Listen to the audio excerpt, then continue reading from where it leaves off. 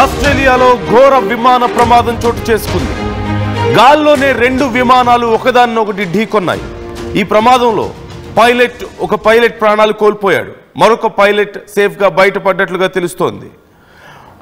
వెటర్బర్న్ airport సమీపంలో bush ల్యాండ్స్లో ఈ ఘటన చోటు చేసుకుంది.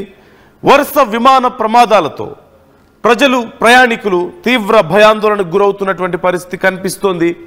ఆ విమాన ప్రమాదం అనంతరం అక్కడ ఉన్నటువంటి పరిస్థితిని ఆర్టీవీ మీకు ఎక్స్క్లూజివ్గా చూపించే ప్రయత్నం చేస్తుంది. యూ కెన్ సీ ఆ విమానం 2 చిన్న విమానాలు ఒకదాన్నొకటి ఢీకొన్నాయి.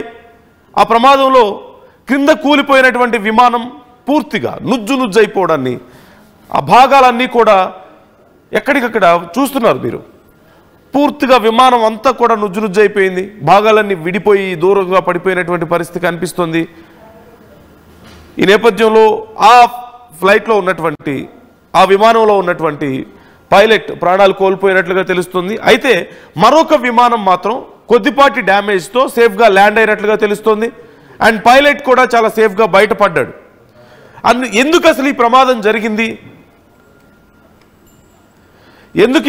జరిగింది, అనేది కూడా ఒకసారి మనం చూడబోతున్నాం. But before that I would like to show you these visuals more closely. అక్కడ ఉన్నటువంటి పరిస్థితిని మీరు చూస్తున్నారు. ఇది పెద్ద విమానం కాదు, అంటే సామాన్య ప్రజలు ప్రయాణించేటువంటి భారీ విమానం కాదు. It's very small plane. ఇది సహజంగా ట్రైనింగ్కి కొన్ని రకాల విన్యాసాలు చేయడానికి ఈ ఫ్లైట్స్ని యూజ్ చేస్తూ ఉంటారు, ఈ ఎయిర్ క్రాఫ్ట్స్ని యూజ్ చేస్తూ ఉంటారు. They perform some kind of గాలిలో కొన్ని విన్యాసాలు చేస్తూ ఉంటారు. సో దానికోసం, లేదంటే ట్రైనింగ్ కోసం వీటిని యూజ్ చేస్తూ ఉంటారు. చాలా చిన్న సైజు ఇవన్నీ కూడా. బట్ ఇక్కడ మీరు చూస్తున్నారు పూర్తిగా డ్యామేజ్ అయిపోయి కింద పడిపోయినటువంటి ఈ ఎయిర్ క్రాఫ్ట్ లోపల ఉన్నటువంటి పైలట్ ఇప్పటికే ప్రాణాలు కోల్పోయినట్లుగా తెలుస్తుంది. But they are the team of freedom formation టీమ్గా తెలుస్తుంది వీళ్ళందరూ కూడా. ఈ ఫ్రీడమ్ ఫార్మేషన్ డిస్ప్లే టీంలో భాగంగా వీళ్ళు అక్కడ కొన్ని విన్యాసాలు చేస్తున్న సమయంలో ఇక్కడ ఈ ప్రమాదం జరిగినట్లుగా తెలుస్తుంది. అసలు ఏంటి ఫ్రీడమ్ ఫార్మేషన్ టీం అంటే, ఆస్ట్రేలియాలో ఉండేటువంటి చాలామంది సివిలియన్స్ చేసేటువంటి ఇవి విన్యాసాలు ఇవన్నీ కూడా. సో ఏరోబాటిక్ డిస్ప్లే నిర్వహిస్తూ ఉంటారు. అక్కడ చిన్న విమానాలని తీసుకొని అక్కడ ఉండేటువంటి సామాన్య ప్రజలు కానీ, లేకపోతే రిటైర్డ్ ఎయిర్ ఫోర్స్ పీపుల్ కానీ, సర్వెంట్స్ కానీ, వీళ్ళందరూ కూడా, సర్వీస్ చేసిన వాళ్ళు కానీ, వీళ్ళందరూ కూడా కలిసి అక్కడ ప్రతి సంవత్సరం నిర్వహించేటువంటి ఒక పెద్ద ఈవెంట్ అది. సో ఈ ఈవెంట్లో చాలామంది కలిసి, సహజంగా మనం చూస్తూ ఉంటాం ఆర్మీకి సంబంధించి కానీ, లేదంటే మా డిఫెన్స్కి సంబంధించినటువంటి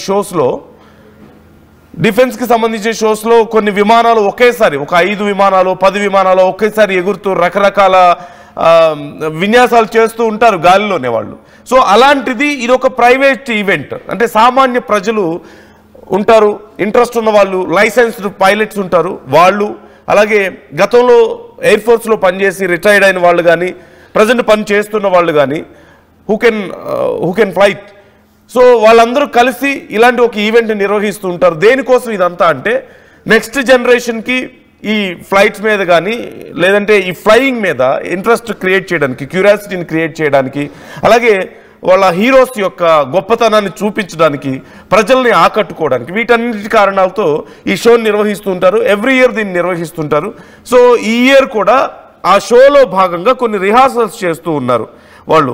ఈ ఫ్రీడమ్ ఫార్మేషన్ డిస్ప్లే కోసం కొన్ని రిహార్సల్స్ చేస్తున్న సమయంలో ఈ యాక్సిడెంట్ జరిగినట్లుగా తెలుస్తుంది. ఒకదానికొకటి ఈ డిస్ప్లే ఒక విన్యాసం చేస్తున్న సమయంలో వీరిద్దరూ కూడా గుద్దుకున్నట్లుగా తెలుస్తుంది. ఒక ఫ్లైట్ మాత్రం కంట్రోల్ తప్పి పూర్తిగా కింద పడిపోవడంతో మొత్తం డ్యామేజ్ అయిపోవడం, అలాగే లోపల ఉన్న పైలట్ ప్రాణాలు కోల్పోవడం మనం చూస్తున్నాం. మరొక పైలట్ కొంతవరకు ఆ ఫ్లైట్ డ్యామేజ్ అయినప్పటికీ కూడా చాలా సేఫ్గా ఆ ప్లేన్ని ల్యాండ్ చేశాడు. అతను ప్రాణాలతో బయటపడ్డట్లుగా తెలుస్తుంది. అతనికి గాయాలు కూడా ఏం కాలేదు అంటూ సమాచారం అందుతుంది. ఇప్పటికే దీనికి సంబంధించి ఫ్రీడమ్ ఫార్మేషన్ డిస్ప్లే టీం వాళ్ళు రెస్పాండ్ అయ్యారు. చాలా బాధపడుతున్నాం, వాళ్ళ ఫ్యామిలీకి మేము ఖచ్చితంగా అండగా ఉంటామంటూ కూడా రెస్పాండ్ అయినట్లుగా తెలుస్తుంది. ఢిల్లీ నుంచి మా ప్రతినిధి నవీన్ జాయిన్ అవుతున్నారు మనతో. నవీన్ అడిగి మరిన్ని డీటెయిల్స్ తెలుసుకుందాం.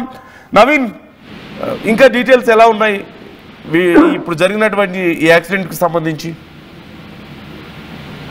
ప్రస్తుతానికి ఇంకా పూర్తి స్థాయిలో ఇంకా సమాచారం అయితే రావాల్సింది. ఎందుకంటే ఈ ప్రమాదం జరిగినటువంటి సమయంలో అక్కడ ఉన్నటువంటి అందరూ కూడా ఒకసారిగా భయభ్రాంతులకు గురైనటువంటి పరిస్థితి నెలకొంది. ఎందుకంటే దానిలోనే ఈ 2 విమానాలు కూడా ఢీకొనడం జరిగింది. వెంటనే ఆ ఢీకొన్నటువంటి సమయంలో ఒక విమానం సంబంధించినటువంటి పైలట్ మృతి చెందని కూడా తెలుస్తుంది. ఇది వెడల్బన్ ఎయిర్పోర్ట్ సమీపంలోనే ఈ యొక్క ఘటన కూడా జరిగినట్టు కూడా మనకి సమాచారం అవుతుంది. ప్రస్తుతానికి మరొక విమానం మాత్రం పూర్తి స్థాయిలో కుప్పకూలి కింద కూడా పడిపోయినట్టు కూడా తెలుస్తుంది. అందులో ఉన్నటువంటి ఆ పైలట్ పరిస్థితిపై ఇంకా సంవత్సరం అయితే ఉంటున్నటువంటి పరిస్థితి ఉంటుంది. ఎందుకంటే ఈ విమానాలు పూర్తి స్థాయిలో విన్యాసాలు చేస్తున్నటువంటి ఆ సమయంలోనే ఈ యొక్క క్రాష్ కూడా జరిగినట్టు కూడా తెలుస్తుంది. ఎందుకంటే పైలట్ సంబంధించినటువంటి అప్రమత్తం లేకపోవడమో లేకపోతే ఏదైనా టెక్నికల్ గ్లిచెస్ వలన ఈ విధంగా ప్రమాదం జరిగిందనేది కూడా ఇంకా ఆ కోణంలో ఇంకా దర్యాప్తు కూడా చెప్పడం జరుగుతుంది మనకు.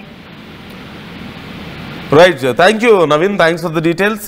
సో ఇక్కడ ఉన్నటువంటి ఫ్లైట్ని ఒకసారి మీరు అబ్జర్వ్ చేస్తే, ఇక్కడ ఉన్న ప్లేన్ని మీరు అబ్జర్వ్ చేస్తే it's looking like Vans RV model. అంటే చాలా చిన్న ఎయిర్ క్రాఫ్ట్ మోడల్స్ ఇవి వ్యాన్స్ ఆర్వీ అనేవి. సో ఈ ఎయిర్ క్రాఫ్ట్ని జనరల్గా ట్రైనింగ్కి యూజ్ చేస్తూ ఉంటారు. ఇక్కడైనా సరే మనకి లోకల్గా మనం చూస్తూ ఉంటాం, బేగంపేటలో కొన్ని సందర్భాల్లో ఇలాంటి ఫ్లైట్స్ కనపడుతూ ఉంటాయి, ఇలాంటి planes. At the same time air ఫోర్స్కి సంబంధించిన ఏవైనా సరే విన్యాసాలు చేసే సమయంలో అక్కడ కూడా ఇలాంటివి చిన్న చిన్న ప్లేన్సే కనపడుతూ ఉంటాయి సహజంగా ట్రైనింగ్ పర్పస్కి, లేదంటే కొన్ని రకాల విన్యాసాలు గాల్లో చేయడానికి వీటిని ఉపయోగిస్తూ ఉంటారు. అండ్ వీ కెన్ సీ, కాకపోతే వీటిలో సేఫ్టీ చాలా తక్కువగా ఉంటుంది, చాలా లైట్ వెయిట్ ఉంటాయి, ఒక మోడరేట్ స్పీడ్లో ప్రయాణించగలుగుతాయి. కాకపోతే పూర్తి స్థాయిలో కొద్దిపాటి విన్యాసాలు చేయడానికి ఉపయోగపడతాయి తప్ప పూర్తి స్థాయిలో మన ఫైటర్ జెట్స్ లాగా అంత గొప్ప పర్ఫార్మెన్స్ కనిపించడానికి అవకాశం ఉండదు. సో సివిలియన్స్ నిర్వహిస్తున్నటువంటి ఒక షోలో భాగంగా వాళ్ళు ట్రైనింగ్ చేస్తున్న సమయంలో, వాళ్ళు ప్రిపేర్ అవుతున్న సమయంలో కొన్ని రకాల ఏరోబాటిక్ అక్కడ ఫార్మ్స్ వాళ్ళు ప్రాక్టీస్ చేస్తున్న సమయంలో ఈ ప్రమాదం జరిగినట్లుగా తెలుస్తుంది. అండ్ సేఫ్టీ చాలా తక్కువగా ఉంటుంది వీటిలో, అంటే చాలా ఇరుకుగా ఉంటుంది, క్యాబిన్ చాలా ఇరుకుగా ఉంటుంది, పైలట్ కూర్చునే క్యాబిన్ అంతవరకు మాత్రమే ప్లేస్ ఉంటుంది.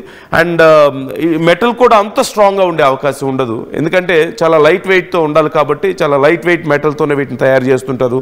Little bit of wood and metal use చేసి వీటిని తయారు చేస్తూ ఉంటారు. సో ఆ సమయంలో ఒకవేళ కనుక ఎత్తు నుంచి క్రింద పడిపోతే దిస్ ఈజ్ ద కండిషన్. ఇంతకు మించి ఇక సేఫ్గా బయటపడే అవకాశాలు చాలా తక్కువ.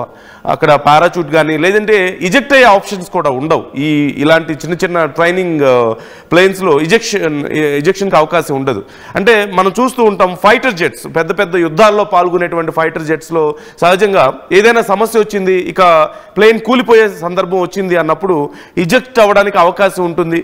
అంటే సినిమాల్లో కూడా మనం చాలా సందర్భాల్లో చూస్తాం, ఒక్కసారిగా పైన ఉన్నటువంటి డోర్ ఓపెన్ అయిపోతుంది, పైన సీలింగ్ ఓపెన్ అయిపోతుంది, అండ్ సీట్తో పాటు పైలట్ ఒక్కసారి గాల్లోకి ఎగురుతాడు, ఆ తర్వాత పారాచూట్ ఓపెన్ అవుతుంది. So that's what we call as ejection. సో ఇక్కడ ఇలాంటి చిన్న చిన్న ప్లేన్స్లో ఆప్షన్ ఉండదు కాబట్టి ఇక ప్రయత్నించి ఉండొచ్చు సేఫ్గా ల్యాండ్ చేయడానికి, ఎందుకంటే సెకండ్ ప్లేన్ చాలా సేఫ్గా ల్యాండ్ అయింది, ఆ పైలట్ ప్రాణాలతో బయటపడగలిగాడు. బట్ ఈ ప్లేన్ మాత్రం కూలిపోయినట్లుగా తెలుస్తుంది. ఇప్పటికే ఈ ఫ్రీడమ్ ఫార్మేషన్ టీం వాళ్ళు రెస్పాండ్ అయ్యారు, వాళ్ళ కుటుంబాలను ఆదుకుంటామని కూడా చెప్పారు. ఆస్ట్రేలియా గవర్నమెంట్ సైతం ఈ అంశానికి సంబంధించి విచారణ చేస్తుంది, ఎలా జరిగింది ఏంటి అనే దానికి సంబంధించి ఒక టీంని కూడా ఏర్పాటు చేసినట్టుగా తెలుస్తుంది విచారణ జరగడానికి. And at the same time అక్కడ ఫ్రీడమ్ ఫార్మేషన్ డిస్ప్లేకి సంబంధించి ఎలాంటి సమస్యలు ఉండబోవు, ఖచ్చితంగా మేము కొనసాగించి తీరుతామని కూడా చెప్తున్నటువంటి పరిస్థితి కనిపిస్తుంది. సో ఈ అంశానికి సంబంధించి try to comment your opinions and your views about this accident.